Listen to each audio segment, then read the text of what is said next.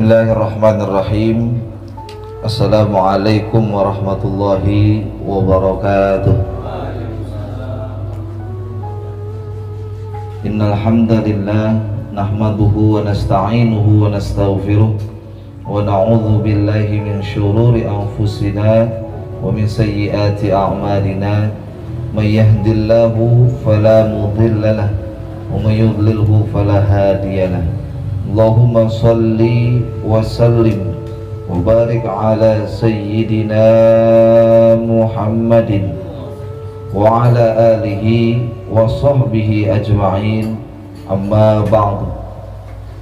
Sama-sama kita hormatin, kita muliakan wa bi arwahana karramal Ustaz Ahmad Syarifuddin bin Madinah, kita al-mukarram Ustaz Ahmad Fauzi, Ustaz Rizki Habibi yang saya cintai, Tua Sabilul Huda, Bang Ridwan, dan seluruh sahabat sabda yang mudah-mudahan kita semua senantiasa selalu berada dalam lindungan Allah Subhanahu wa ta'ala. Bersyukur kepada Allah Subhanahu wa ta'ala atas segala nikmat yang Allah berikan kepada kita semua sampai pada malam hari ini. Mudah-mudahan kita semua termasuk ke dalam golongan orang-orang yang senantiasa mampu bersyukur atas nikmat yang Allah berikan kepada kita, sehingga Allah akan tambahkan nikmat itu kepada kita. Salawat teriring salam sama-sama mari kita curahkan kepada junjungan Nabi besar kita, Nabi Muhammad Sallallahu Alaihi Wasallam.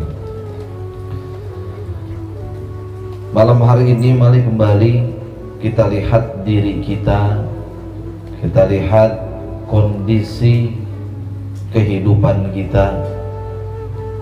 Apakah kehidupan kita ini benar-benar sudah kita syukuri sepenuhnya atas segala nikmat yang Allah berikan kepada kita, baik itu nikmat sehat, nikmat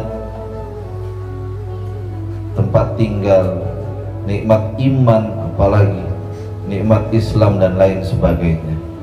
Karena seringkali kita lupa bahwa ada nikmat-nikmat Allah yang tidak kita pinta, tapi Allah berikan nikmat itu kepada kita. Kalau kita malam hari ini dari mulai jam 12 malam sampai ketemu jam 12 lagi, kita mungkin beberapa kali berdoa, ya Allah sehatkan badan saya, ya Allah berkahi rezeki saya, ya Allah ampuni dosa saya, kedua orang tua saya, guru-guru saya, sahabat saya, dan lain sebagainya. Ada nikmat-nikmat yang ternyata kita tidak pinta dalam doa kita, tapi Allah berikan itu. Bukankah kita tidak pernah meminta nikmat mata kita bisa melihat besok? Bukan kita juga tidak meminta kepada Allah nikmat bisa mendengar sampai besok. Kita juga tidak meminta kepada Allah nikmat bisa berbicara, berkata-kata sampai dengan besok, bernafas, jantung kita masih berdetak, dan lain sebagainya. Itu adalah nikmat-nikmat yang begitu luar biasa. Karena nikmat itu tidak akan bisa dibandingkan dengan apapun. Uang yang miliaran itu dengan kesehatan itu nggak ada apa-apanya, nggak ada apa-apanya. Maka dalam kisah Abu Nawas pernah dikisahkan seorang raja, bahkan hartanya itu dari mulai kerajaannya, seluruh harta milik kerajaan dan milik raja itu sendiri tidak jauh lebih mahal daripada angin yang keluar dari salah satu organ tubuhnya. Maka inilah nikmat yang luar biasa dari Allah Subhanahu wa ta'ala. Dari ini mari sama-sama kita lihat kisah kembali dari seorang Abu Nawas yang cerdik. Abu Nawas ini orangnya pintar,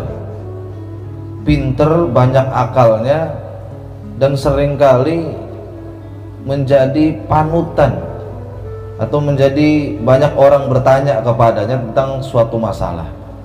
Jadi ada seseorang laki-laki, dia sudah berkeluarga, sudah punya rumah, bahkan sudah punya anak, lalu kemudian merasa rumahnya ini terlalu kecil, udah nggak cukup buat dia, istri dan anaknya.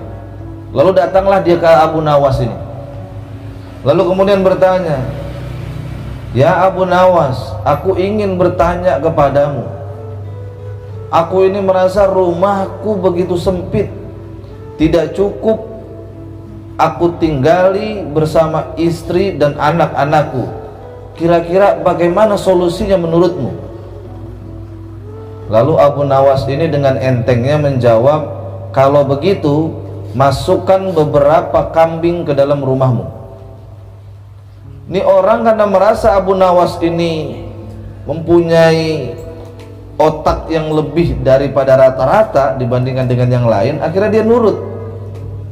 Dibawalah kambing itu, dibeli, masukkan ke dalam rumahnya. Lalu dapat beberapa hari selang besoknya, setelah ada kambing di dalam rumahnya, dia menemui lagi Abu Nawas. "Ya Abu Nawas, aku sudah masukkan kambing ke dalam rumahku, dan apa yang terjadi? Rumahku semakin sempit." Kata Abu Nawas, "Kalau begitu, masukkan lagi beberapa ekor bebek atau angsa." Nurut nih yang punya rumah, hebatnya nurut. Kemudian dibelilah itu angsa, dimasukkan lagi ke dalam rumahnya. Tidak lama kemudian balik lagi ke Abu Nawas. Apa yang dia bilang? "Ya Abu Nawas, sudah ada kambing di dalam rumahku, sudah ada angsa di dalam rumahku, dan saat ini rumahku semakin sempit." Lalu kemudian apa kata Abu Nawas? "Kalau begitu, hari ini keluarkan angsa yang sudah kamu beli dari dalam rumahmu." Dikeluarilah angsa itu, besoknya kembali lagi. Apa kata dia? "Ya Abu Nawas, alhamdulillah rumah saya semakin lega karena udah nggak ada angsa di dalamnya. Kalau begitu sekarang keluarin lagi kambing yang ada di dalam rumahmu." Dikeluarin lagi, sisa kembali seperti yang awal dia waktu itu datang kepada Abu Nawas. Cuma ada istri, anak, dan perabotan yang ada di dalam rumahnya. Lalu apa kata orang itu kemudian? "Ya Abu Nawas, rumahku semakin lebar, dan sekarang aku bersama istri dan anakku cukup tinggal di dalam rumah yang itu." Perbedaannya di mana? Dia datang mengadukan kepada Abu Nawas rumahnya yang sama, tapi dia merasa sempit. Lalu kemudian selang beberapa hari dia merasa rumahnya begitu luas. Kenapa? Kambingnya udah nggak ada, angsanya udah nggak ada. Jadi intinya bahwa setelah setiap masalah apapun yang menghadapi kita, yang datang kepada kita, kesempitan baik rizki, baik kemudian kita dikasih sakit, itu bertujuan untuk kita senantiasa bersyukur. Ketika lagi sakit, kita akan bersyukur dengan luar biasa ketika kita dikasih sehat. Ketika kita dikasih sempit, kita akan sangat bersyukur sekali kepada Allah ketika kita dikasih sempat. Maka apapun yang kita hadapi, yakinlah bahwa akan ada hikmah di balik setiap masalah, setiap ujian yang Allah berikan kepada kita. Maka inilah yang Rasulullah ajarkan kepada kita.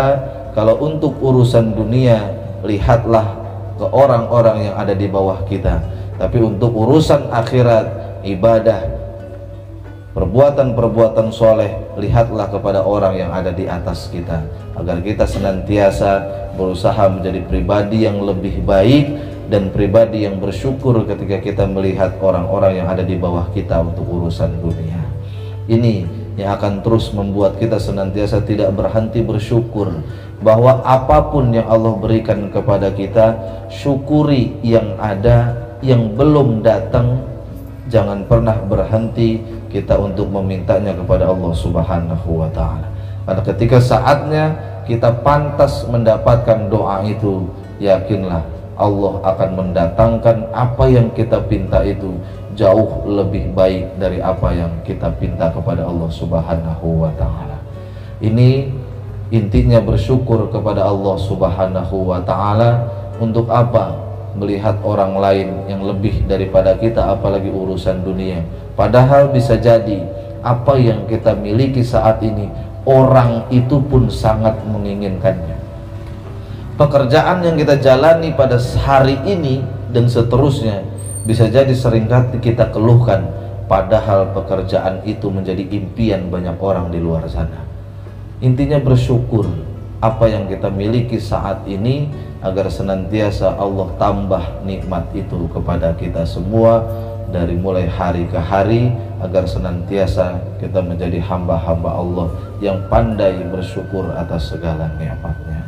Hadirin yang mudah-mudahan dimuliakan Allah Subhanahu wa Ta'ala, jangan pernah berhenti untuk bersyukur atas apapun yang Allah berikan kepada kita, karena hakikatnya ujian pun harus kita syukuri, sakitnya kita pun harus kita syukuri, karena setiap apapun yang Allah datangkan kepada kita akan ada hikmah yang Allah berikan di balik itu semua.